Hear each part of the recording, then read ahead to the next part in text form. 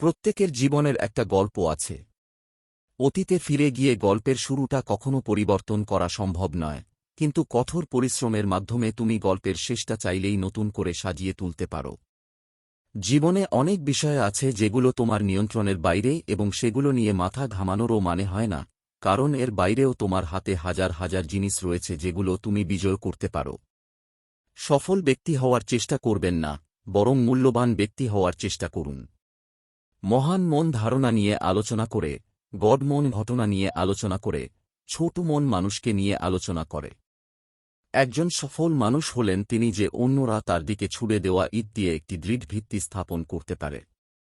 কোটি সফল জীবনের পুরো রহস্য হল একজনের ভাগ্য কি তা খুঁজে বের করা এবং তারপরে তা করা। আপনি যদি জাহান্নামের মধ্য দিয়ে যাচ্ছেন তবে চালিয়ে যান।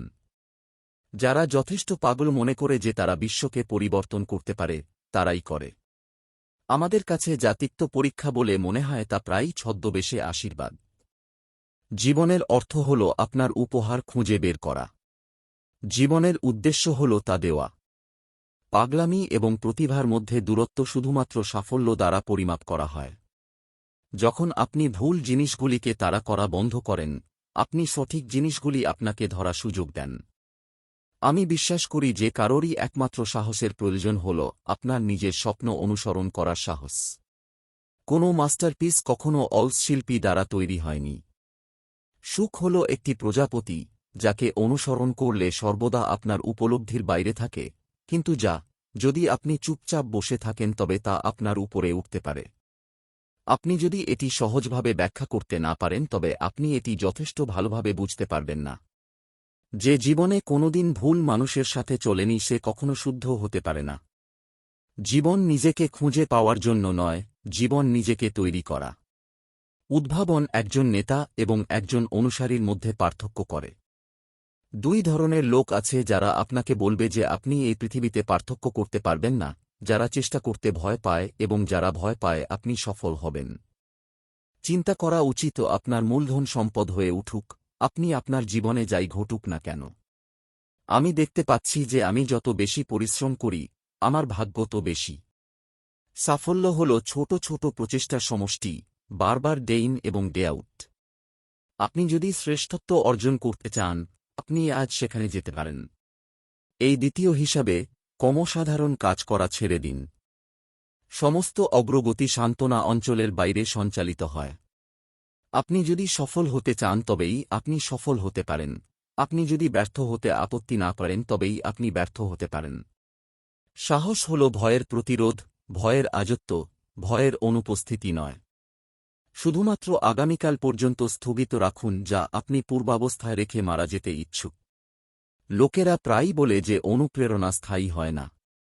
ঠিক আছে, স্নানও করে না, তাই আমরা প্রতিদিন এটি সুপারিশ করি। আমরা বেশিরভাগ সময় যা ভাবি তা হয়ে উঠি, এবং এটিই অদ্ভুত রহস্য। একমাত্র জায়গা যেখানে কাজের আগে সাফল্য আসে অভিধানে। আমাদের মধ্যে অনেকেই আমাদের স্বপ্নে বেঁচে নেই কারণ আমরা আমাদের ভয়ে বাস করছি।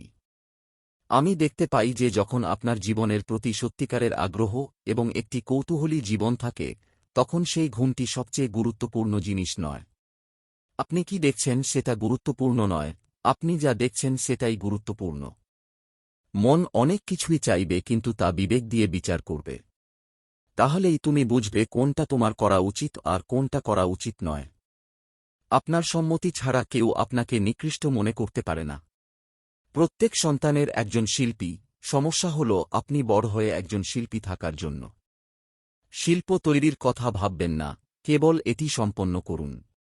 অন্য সবাইকে সিদ্ধান্ত নিতে দিন যে এটি ভালো বা খারাপ, তারা এটি পছন্দ করে নাকি ঘৃণা করে। তারা যখন সিদ্ধান্ত নিচ্ছে, তখন আরও বেশি শিল্প তৈরি করুন। শিল্প হল ঈশ্বর এবং শিল্পীর মধ্যে একটি সহযোগিতা, এবং শিল্পী যত কম করেন তত ভালো। প্রত্যেক শিল্পী প্রথমে একজন অপেশাদার ছিলেন। Ralph Waldo Emerson. আমি দেখতে পেলাম যে আমি রং এবং আকার দিয়ে এমন কিছু বলতে পারি যা আমি অন্য কোন উপায়ে বলতে পারি না, যেগুলির জন্য আমার কোন শব্দ নেই।